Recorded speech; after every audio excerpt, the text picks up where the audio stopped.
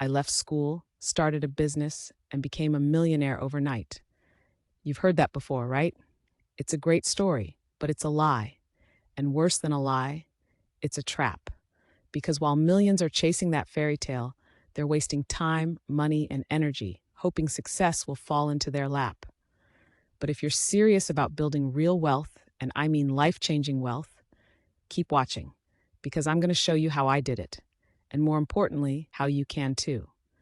Yes, I've built multiple successful businesses and made my money doing it, but here's the truth. I didn't do it by binge-watching top 10 side hustles or jumping into drop shipping at 17. And if you're just leaving school and hoping to launch the next unicorn startup, you're setting yourself up for disappointment. But I'm not here to crush your dreams. I'm here to protect them. If I were in your shoes, I'd follow these 6 proven steps to build a life of wealth, purpose, and freedom. Step 1, find your natural talents, not your passion. Follow your passion, they say. Sounds nice. But what if your passion won't pay the bills? Or what if you don't even know what your passion is? Let's cut through the fluff. You've probably really well. That was my natural talent, and it became the foundation of every successful business I later built. Here's what you should do right now. Start reverse engineering your life. List every job, side hustle, or hobby you've ever tried. Highlight the ones you were naturally good at or enjoyed more than you expected. Look for repeating skills. Are you a natural leader? Great with your hands? Insanely organized? A persuasive speaker? Emotionally intuitive? These aren't just quirks, they're potential money-making machines, but only if you identify and develop them. Warning, don't chase skills you hate. Here's where most people mess up. They see someone on TikTok making money coding or trading or drop shipping, so they think, I guess I'll do that too. But unless that skill fits your natural wiring, you're going to burn out fast. Instead, take what you're already naturally good at and stack skills on top of it. That's how you become exceptional. And in business, exceptional is what gets paid.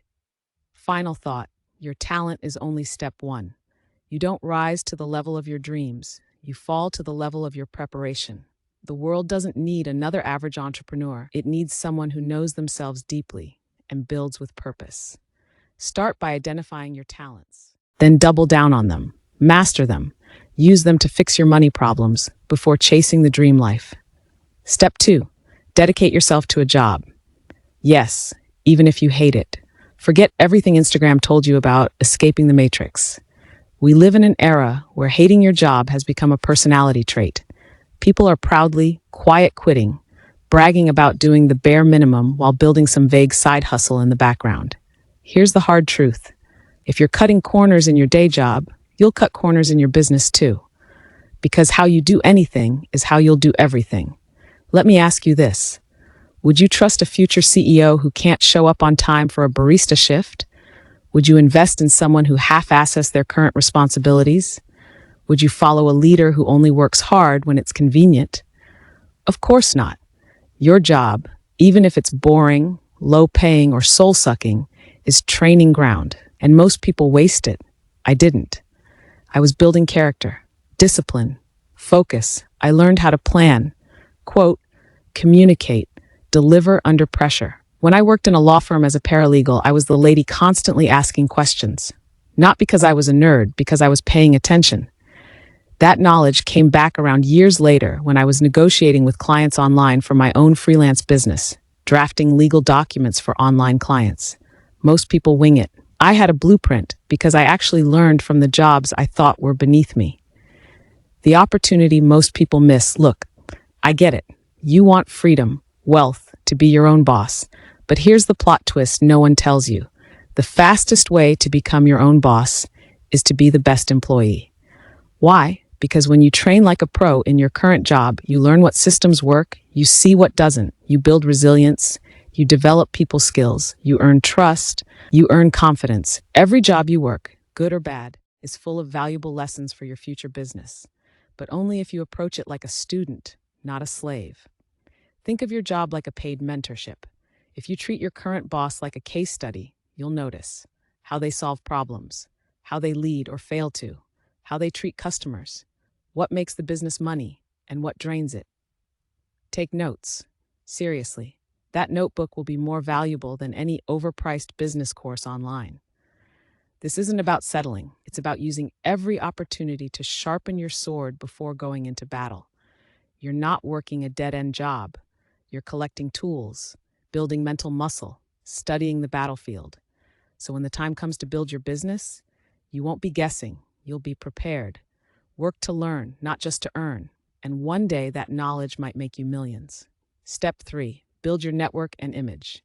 Here's a cold, uncomfortable truth. You could have world-class skills, but if nobody knows who you are, it won't matter. We live in the most connected era in human history, and yet most people feel completely invisible. Why? Because they haven't mastered the two things that determine how far and how fast you rise in business and life. Who knows you and what they think when they do. Let's kill the fantasy. You won't be discovered.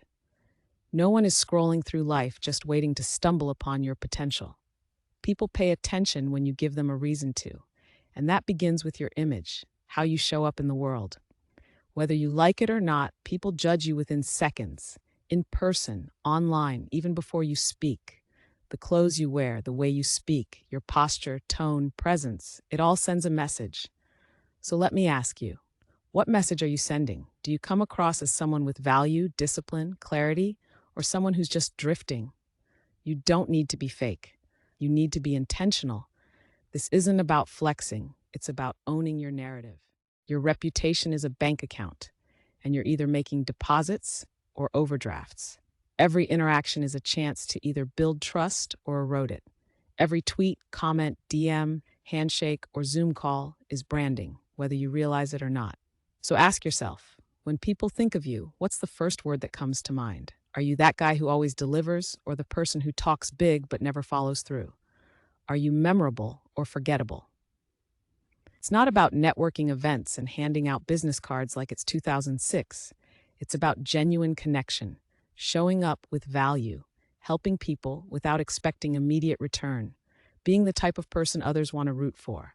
Your future investors, friends, partners, mentors, they're not coming for your pitch, they're coming for your character. Here's a powerful strategy you can use right now, the identity echo. List your 3 strongest skills from step 1. Think, how can I showcase this skill in a way that people remember? Are you funny? Make clever content. A natural explainer? Make tutorials.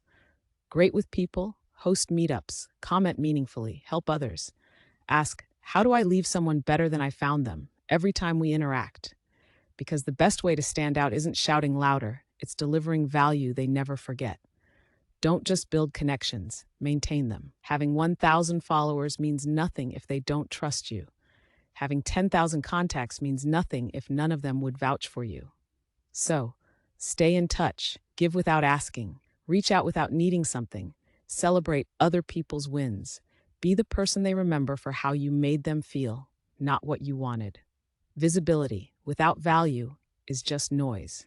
You don't need to be famous. You need to be respected.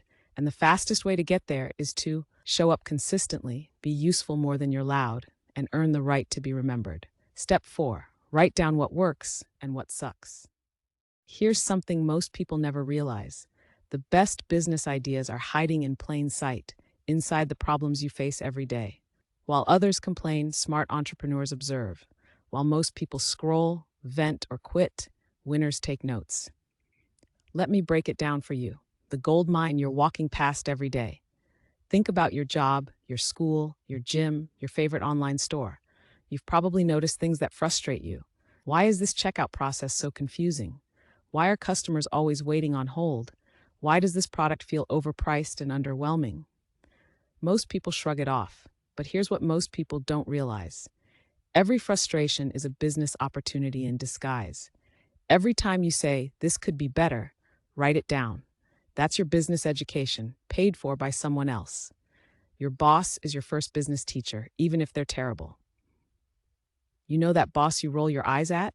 The one who makes weird decisions or seems totally out of touch? Start thinking like this. If I owned this company, what would I fix first? That single question will unlock the entrepreneur mindset. And here's the kicker. Every bad decision your boss makes equals a chance for you to learn how not to run a business. Every good system you see, something you can copy, improve, or adapt. So stop saying, "This place is a mess," and start asking, "Why is it a mess and what would fix it?" Keep a notebook, a Google Doc, a voice memo app, anything. Log customer complaints, employee frustrations, process breakdowns, missing features or services, untapped trends or demand. These are your future ideas, marketing angles, product features, and startup strategies, just waiting for you to notice. The most successful people I know didn't just wake up with great ideas. They collected them over time, from jobs they hated, bosses they outgrew, problems they wished someone else would solve. But instead of waiting, they solved them. Uber came from someone thinking, "Why can't I just tap my phone and get a ride?" Airbnb came from broke guys wondering, "What if I rented out my floor during a conference?" Spanx. One woman couldn't find the right undergarment and cut the feet off her pantyhose. They didn't guess. They experienced the problem and then documented it. That's what you need to do. I recommend keeping a file called your fix book, physical or digital. Here's how you use it. 1. Observe. Start treating every system, business, or job like a case study. What's inefficient? What annoys customers? What are people constantly asking for? 2. Document. Don't trust your memory. Write it as it happens. Use bullet points, voice notes, pictures, anything. 3. Improve.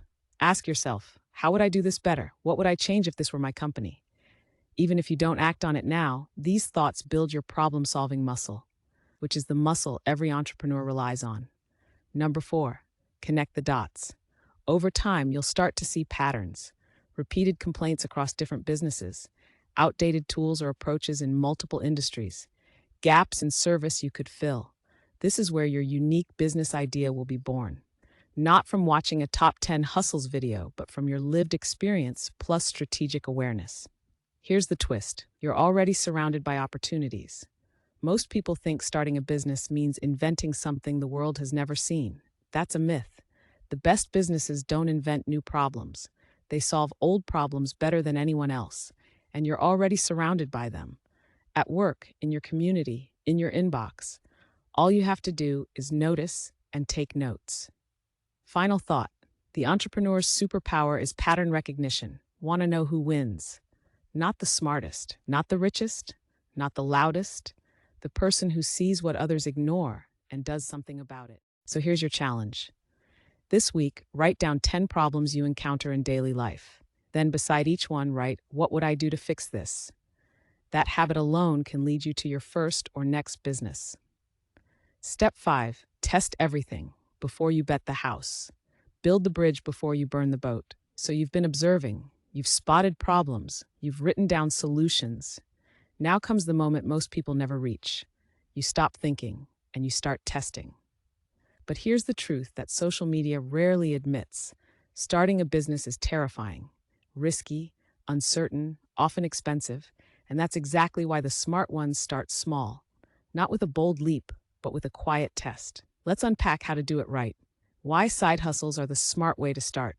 Imagine trying to fly a plane you've never piloted over a stormy ocean with no training and no backup plan. That's what many people do when they quit their jobs to chase a business idea.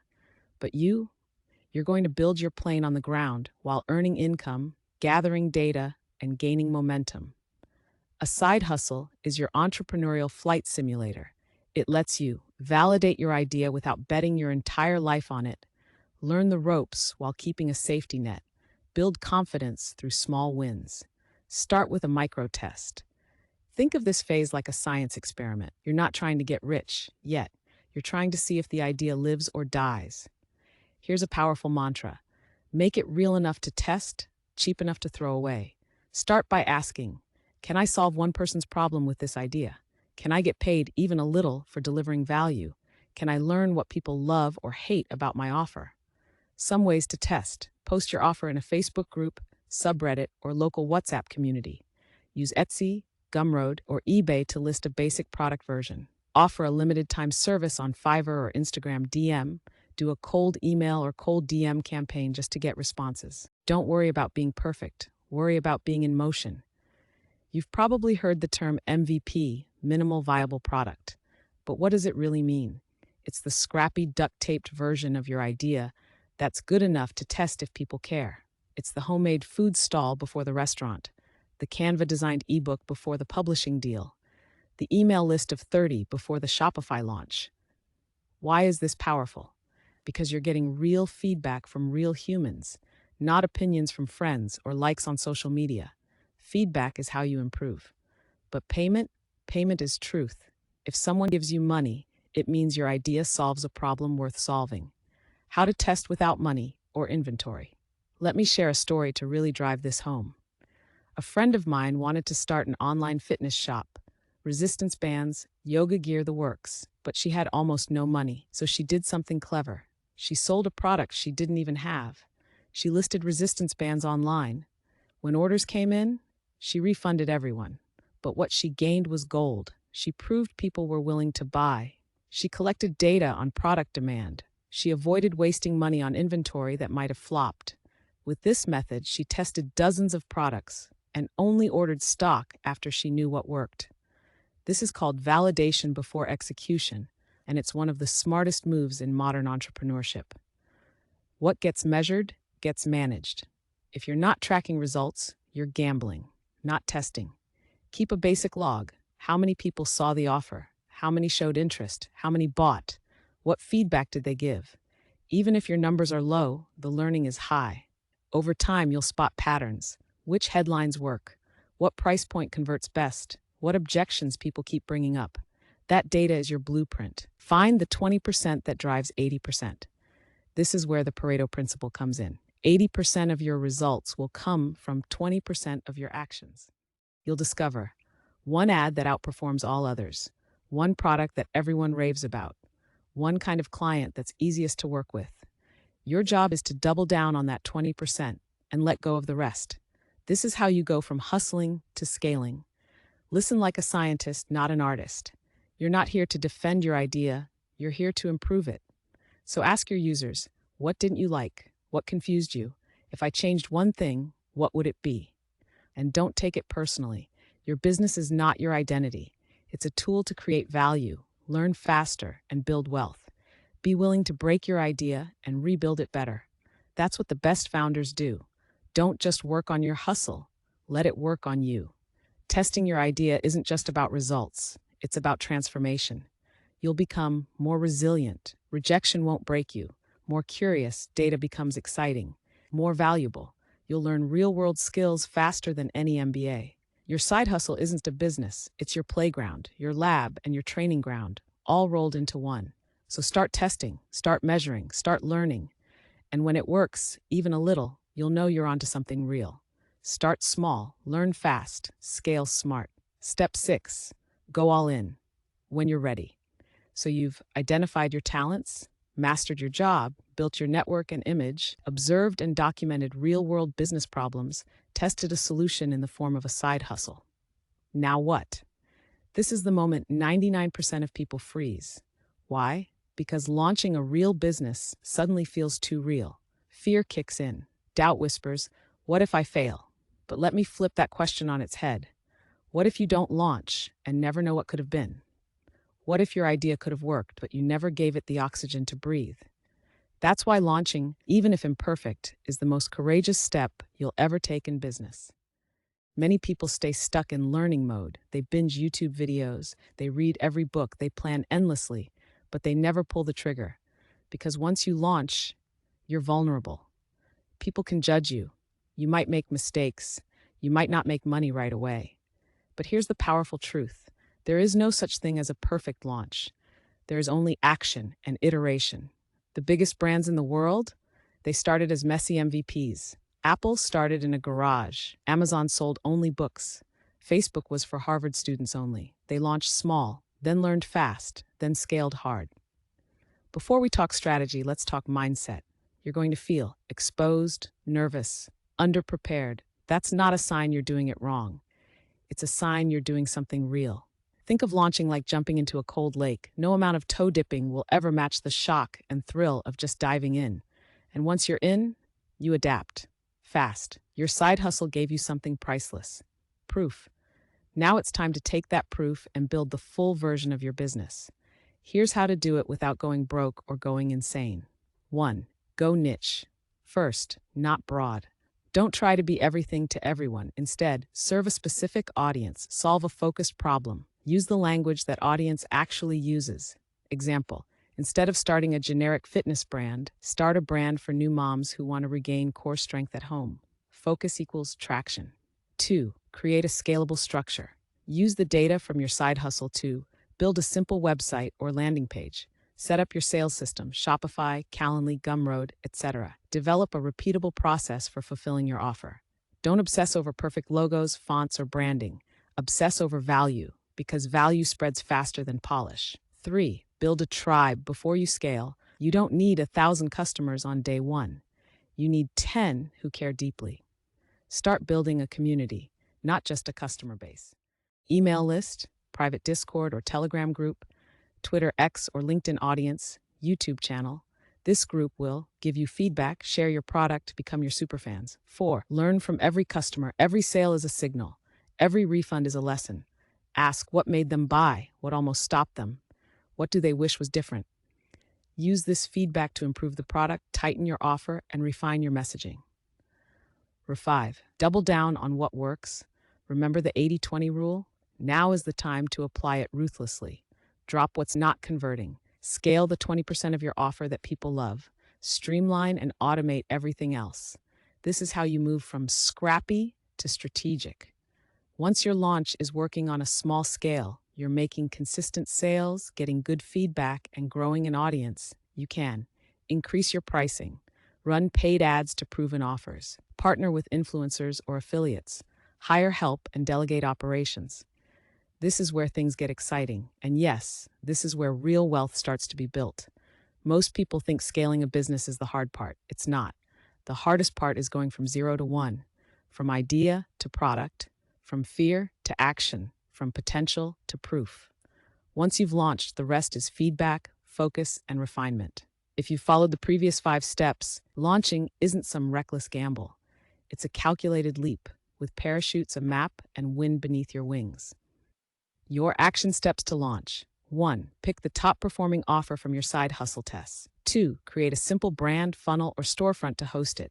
3. Announce your launch to your contacts, audience, or niche group. 4. Start with 10 real customers and obsess over their experience. 5. Refine, scale, repeat. And remember this, the goal is not just to launch a business, it's to launch yourself into a life of purpose, freedom, and limitless growth. So the question isn't, are you ready? It's, are you willing? Because the door is open now. Are you going to walk through? If you want inspiration for side hustles that actually work, check out this next video. But wait, don't click just yet. Hit that subscribe button first, because if building wealth is your goal, this is where the real journey begins. See you there.